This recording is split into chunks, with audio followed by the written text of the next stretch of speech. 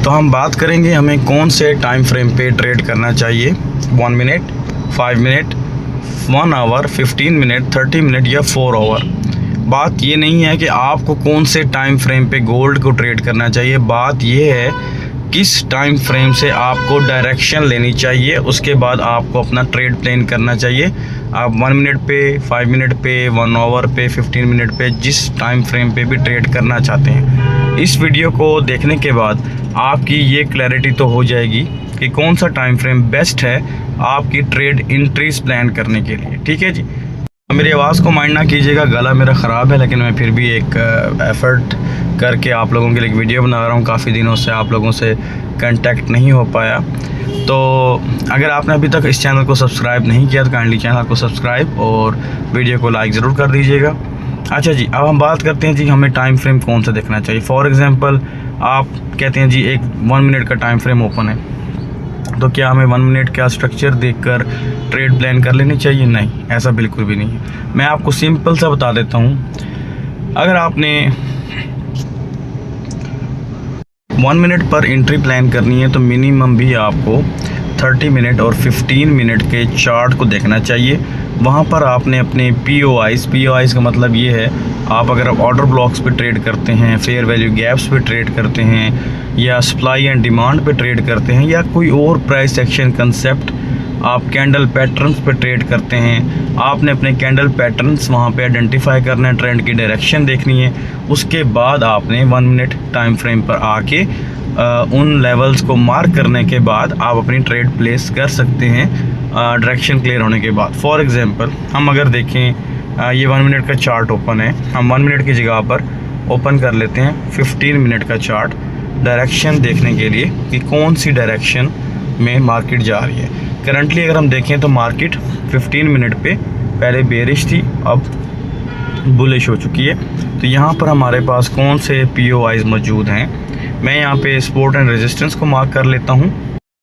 अगर हम बात करें तो इस पर हमारे पास जो करंटली अभी अवेलेबल लेवल्स हैं उसमें हमारे पास एक ये सपोर्ट मौजूद है, ठीक है, इसका कलर हम ग्रीन कर लेते हैं। और अगर हम रेजिस्टेंस की बात करें तो हमारे पास करंटली एक यहाँ पे जो करंट फ्रेश रेजिस्टेंस और फ्रेश सपोर्ट हमारे पास मौजूद है, बिल्कुल इसी तरह से।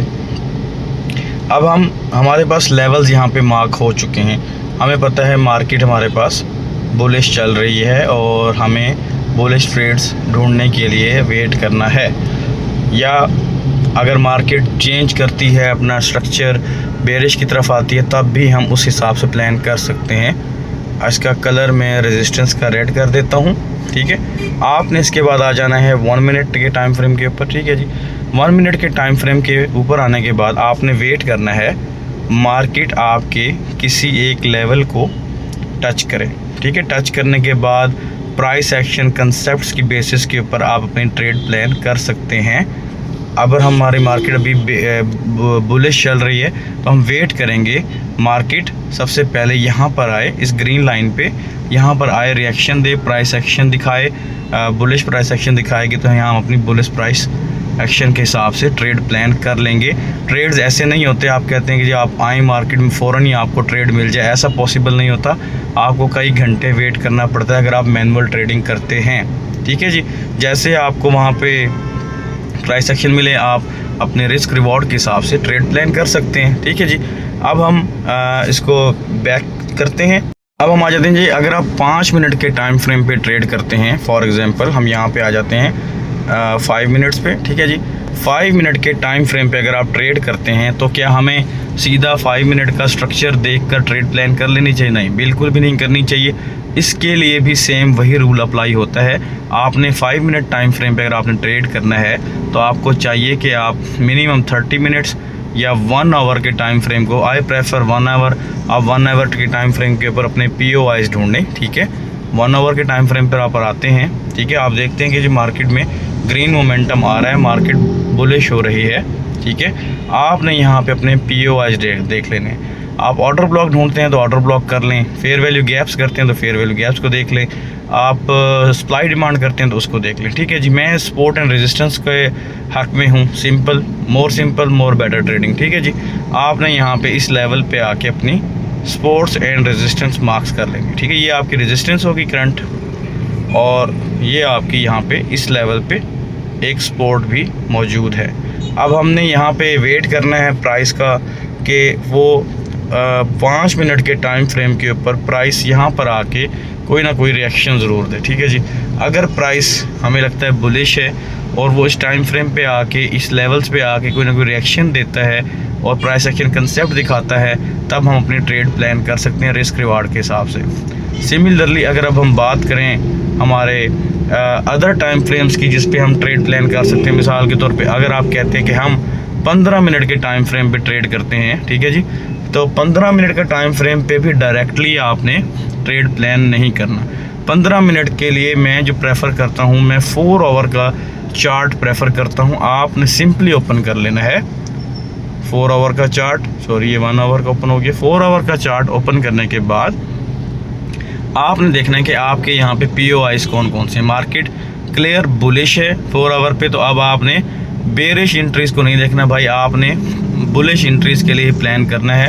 तो आपने क्या करना है, आपने अपने POIs यहाँ पे, मैं अगर POIs की बात कर रहा हूँ तो आप अपने ऑर्डर ब्लॉक्स कर सकते हैं, फेयर वैल्यू गैप्स कर सकते हैं। मैं सपोर्ट एंड रेजिस्टेंस करता हूँ, तो मैं सपोर्ट एंड रेजिस्टेंस के हवाले से अभी मेरे पास जो करंट फ्रेश हमारे पास एक सपोर्ट है वो यहाँ पर मौजूद है। ठीक है, और करंट फ्रेश रेजिस्टेंस जो हमारे पास मौजूद है वो यहाँ पर मौजूद है। ठीक है जी, इसका कलर हम रेड कर लेते हैं। अच्छा, उसके बाद हमारे पास एक और लेवल भी नीचे मौजूद है रेजिस्टेंस का। ठीक है, ये दोनों सेम ही हैं ऑलमोस्ट, तो हम इसको एक ही कर लेते हैं। सपोर्ट का लेवल मौजूद है, इसका हम कलर एक ही कर लेते हैं। ठीक है, अब आप देखें इसी तरह से आप नीचे वाले जितने भी लेवल हैं ये सारे मार्क कर लेंगे।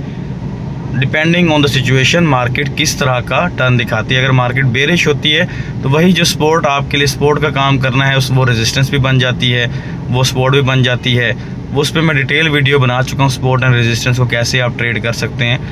वो आप देख सकते हैं चैनल के अंदर जाकर, अगर आप इनको एज अ POI समझते हैं अपने लिए। तो नीचे और भी लेवल्स मौजूद हैं। ठीक है जी, अब मैंने अपने लेवल्स मार्क कर लिए। अब मैं आ जाऊँगा 15 मिनट टाइम फ्रेम पे। 15 मिनट टाइम फ्रेम पे आने के बाद मैंने क्या देखता हूँ कि मेरे पास अभी मार्केट मूव कर रही है अपनी डायरेक्शन के अंदर।